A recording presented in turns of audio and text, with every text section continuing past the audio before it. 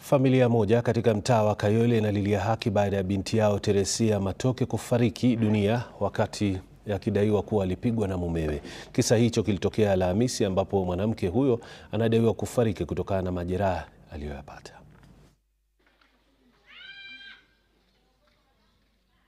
Kisa hicho kimeripotiwa kuwa kilianza siku ya Alhamisi ambapo marehemu alimpigia ndugu yake simu akimweleza kuwa amepigwa na mumewe na alikuwa na majeraha. Marehemu alikuwa amenipigia simu siku ya Alhamisi juma lililopita kwamba ambaye alikuwa anaishi naye kama bwanake alikuwa amekwisha kumchapa, na wakati huo sikuelewa alikuwa amemchapa kwa kiasi gani. Baada ya simu hiyo alipelekwa katika hospitali ya Mama Lucy ambako madaktari walithibitisha kuwa alikuwa amejeruhiwa vibaya kwa kupigwa. Ripoti ya awali ya polisi kutoka kituo cha Soweto inathibitisha kuwa marehemu alikuwa amewasilisha malalamiko kuhusu tukio hilo.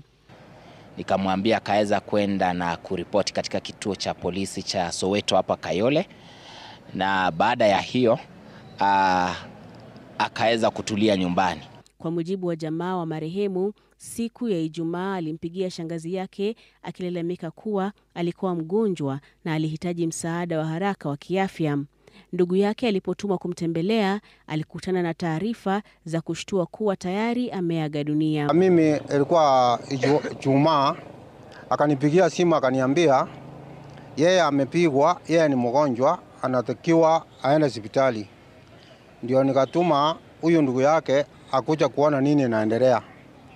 Lakini baadaye ndugu yake akaniambia ameaga. Hata hivyo, familia hiyo imedai kuwa watu wanaomsaidia mshukiwa wameanza kuwatishia. Familia hiyo inalilia haki ya mwana wao huku wakidai lazima haki ipatikane. Baada ya taarifa hiyo tunapumzika kidogo, lakini tunarejea hivi punde na taarifa zaidi.